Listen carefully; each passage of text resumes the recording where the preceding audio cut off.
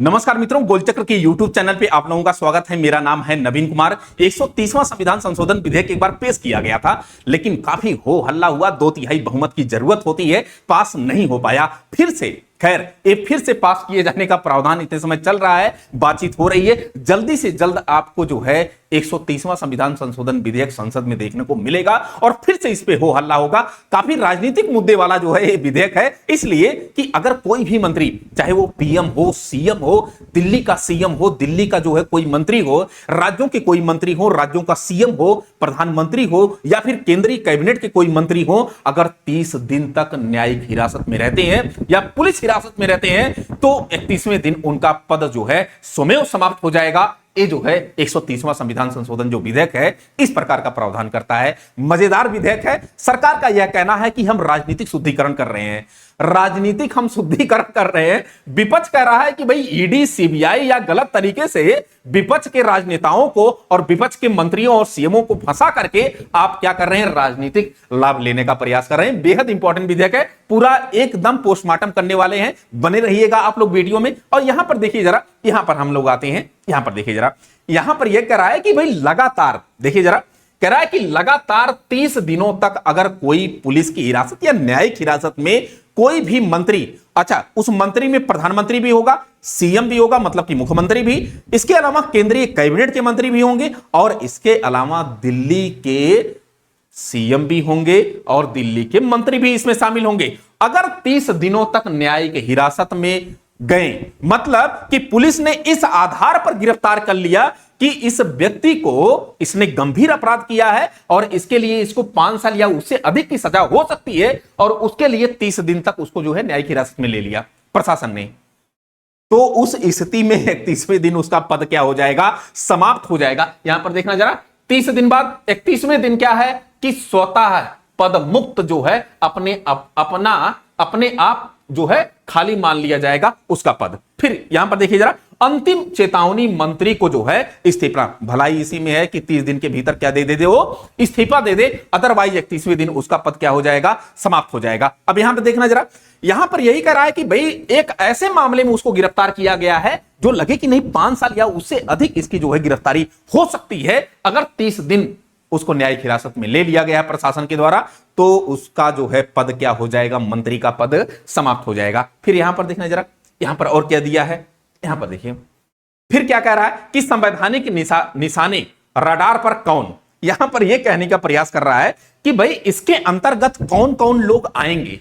तो कौन कौन लोग आएंगे, ये अनुच्छेद 75 है। अनुच्छेद 75 राष्ट्रपति की नियुक्ति प्रधानमंत्री करेगा और अन्य मंत्रियों की नियुक्ति राष्ट्रपति जो है प्रधानमंत्री की सलाह पर करता है। याद है ना सब कुछ।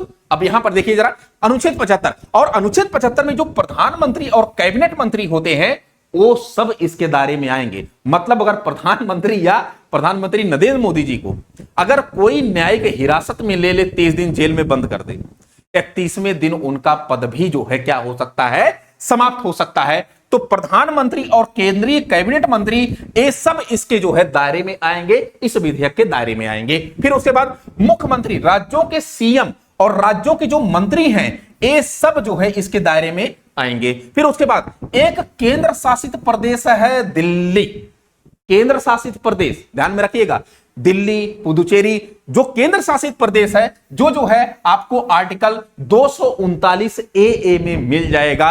अगर उनके जो है सीएम हैं, उनके जो है मंत्री हैं, वो भी जो है 30 दिन न्यायिक हिरासत में रहते हैं, तो उनका भी पद क्या हो जाएगा, समाप्त हो जाएगा। अब यहां पर देखना जरा, पीएम मोदी ने खुद प्रधानमंत्री पद को भी इस दायरे में रखा है। बड़ा इमोशनल स्टेटमेंट है कि प्रधानमंत्री मोदी जी ने खुद प्रधानमंत्री के पद को इस दायरे में रख दिया है कि अगर प्रधानमंत्री भी 30 दिन तक हिरासत में रहते हैं तो उनका भी पद क्या हो जाएगा, समाप्त हो जाएगा। दोस्तों अब यहां पर देखिए जरा, यहां पर संविधान के इन 3 मुख्य अनुच्छेदों में बदलाव, कौन कौन से अनुच्छेदों में, पहला है कि अनुच्छेद 75 में बदलाव किया जाएगा। फिर किसमें किया जाएगा, अनुच्छेद 164 में बदलाव किया जाएगा। फिर किसमें किया जाएगा, अनुच्छेद 239 ए में बदलाव करना पड़ेगा। अच्छा मजे की बात है कि इस जो है संविधान संशोधन विधेयक को 2/3 बहुमत से पास करना पड़ेगा।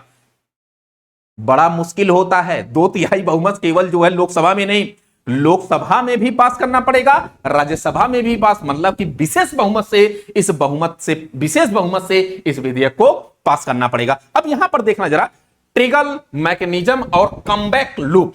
गंभीर अपराध की एफआईआर सजा का प्रावधान, मतलब कि 5 साल से अधिक जो है, 5 साल या 5 साल से अधिक की अगर सजा हो और 30 दिन की न्यायिक हिरासत में अगर कोई आ जाए तो उसका पद क्या हो जाएगा, समाप्त हो जाएगा। अब यहां पर देखना जरा, यहां पर क्या दिया है कि भाई गंभीर अपराध की एफआईआर सजा का प्रावधान 5 से अधिक जो है सालों के लिए। फिर यहां पर क्या है, लगातार अगर 30 दिन की न्यायिक हिरासत या हिरासत बिना जमानत की, ध्यान रखिएगा, बिना जमानत के अगर 30 दिन हिरासत में कोई रहता है तो पद जाएगा, पद से स्वतः जो है बर्खास्तगी उसकी हो जाएगी।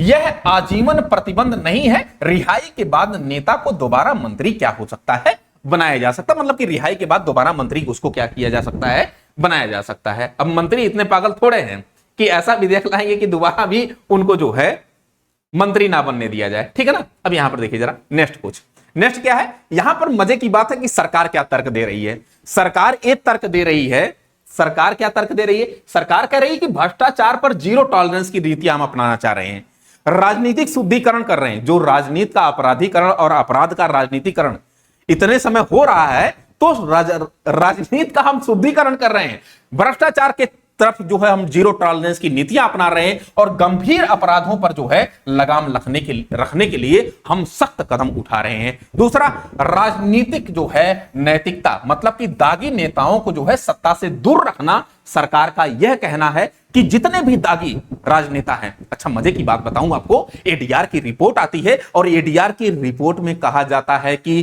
543 लोकसभा के सांसदों में से 251 सांसदों पर गंभीर अपराध और बलात्कार और हत्या के मुकदमे दर्ज हैं। क्या वो लोग नहीं आएंगे? और उसमें मजे की बात है कि जितनी भी राजनीतिक पार्टियां हैं, चाहे वो बीजेपी हो, चाहे सपा हो, चाहे कांग्रेस हो, सारे राजनीतिक पार्टियों के राजनेताओं पर गंभीर अपराध के मुकदमे दर्ज हैं। हालांकि सिद्ध नहीं हुआ है, मैं कह रहा हूं कि अपराध के मुकदमे उन पर दर्ज किए गए हैं, न्यायालय में अभी सिद्ध नहीं हुआ है। अभी समझना जरा, बीजेपी का कोई जो है लीडर जाएगा, अगर मुकदमा सिद्ध हो जाता है, न्यायिक हिरासत में जाएगा, उसका भी पद जाएगा। तो ये आपको ध्यान में रखना है। यह कानून किसी व्यक्ति के खिलाफ नहीं, यहां पर देखिए, यह कानून किसी व्यक्ति के खिलाफ नहीं, बल्कि राजनीति को जो है अपराध मुक्त करने का एक ढांचागत क्या है, प्रयास है। अब यहां पर बेचारा विपक्ष जो है, बेचारा विपक्ष क्या कह रहा है, बेचारा नहीं हम कहेंगे, नहीं तो आप लोग सोचेंगे कि हम बीजेपी के विरोध में हैं या सरकार के विरोध में। विपक्ष क्या कह रहा है, विपक्ष अपनी बात में कह रहा है कि भाई सीधी सी बात, सरकार के पास ईडी है, सरकार के पास सीबीआई है, यह जो है इन एजेंसियों का प्रयोग दुरुपयोग तरीके से करते हैं, इनका दुरुपयोग कर रहे हैं। और जब दुरुपयोग करते हैं तो विपक्षी नेताओं को फंसाने का काम करते हैं, और विपक्षी नेताओं को टारगेट कर करके फिर न्यायिक हिरासत में लेंगे, फिर उनका पद क्या हो जाएगा, समाप्त हो जाएगा। इसलिए इस विधेयक का क्या विपक्षी दलों के द्वारा विरोध किया जा रहा है। फिर राज्यों में अस्थिरता, संघवाद कमजोर होगा। संघवाद क्या होता है, संघवाद जहां मतलब कि केंद्र और राज्य के मध्य जो है शक्तियों का ठीक ठाक विभाजन किया जाता है, जहां पर शक्ति संतुलन स्थापित करने का प्रयास किया जाता है, वहां पर अगर जो है एकात्मक शासन व्यवस्था हो, जहां पर केंद्र हावी हो, उस स्थिति में जो संघवाद है वो कमजोर होगा। जो संघात्मक ढांचा इंडिया का है, फेडरलिज्म सिस्टम, वो कमजोर होगा। तो इससे विपक्षी सरकारें आसानी से गिराई जा सकेंगी। फिर कानूनी सिद्धांत का उल्लंघन, यहां पर यह कह रहा है कि भाई अगर प्रिजम्पशन ऑफ इनोसेंस की हत्या क्योंकि बिना दोष सिद्ध हुए सजा मिल रही है, तो ये जो है भारत के लोकतंत्र और भारत की राजनीति के लिए ठीक नहीं है। खैर, ये तो विपक्ष का मानना है और विपक्ष अपना तर्क दे रहा है, बाकी जो है सरकार के लोग अपना तर्क दे रहे हैं। विपक्ष का सीधा आरोप है कि यह भ्रष्टाचार के खिलाफ लड़ाई नहीं, बल्कि लोकतंत्र पर सीधा क्या है, हमला है, वैचारिक टकराव आमने सामने। अब यहां पर अगर आप देखेंगे थोड़ा सा, सरकार का नजरिया राजनीतिक शुद्धिकरण का है, जेल से सरकार चलाने की जो है परंपरा का अंत करना है, जीरो टॉलरेंस, मतलब जेल में हो तो पद छोड़ो भैया, ये सरकार का जो है कहना है। बाकी जो है इधर जो है विपक्षी लोगों का कहना है, जो विपक्षी दल हैं उनका कहना है कि राजनीतिक प्रतिशोध हो रहा है, चुनी हुई राज्य सरकारों को अस्थिर करने का जो है हथियार है ये। और प्रिजम्पशन ऑफ इनोसेंस, मतलब कि बिना दोष सिद्ध हुए ये जो है सजा देने का प्रयास किया जा रहा है। ठीक है ना। फिर यहां पर देखना जरा, यहां पर वास्तविक जो है प्रभाव सत्ता का जो है बदलाव समीकरण, यहां पर यही कहा जा रहा है कि जो बातें हैं वही रिपीटेड होंगी, वही सारी बातें जो है रिपीटेड होंगी। बाकी इस जो है बहुमत को 2/3 बहुमत से पास करना पड़ेगा, देन जाकर के पास होगा। अभी हो हल्ला होगा, देखिए कैसे इसको पास किया जाता है। मिलते हैं, अपडेट कुछ होगा लेकर के आएंगे। आज के लिए फिलहाल इतना ही। Thank you so much.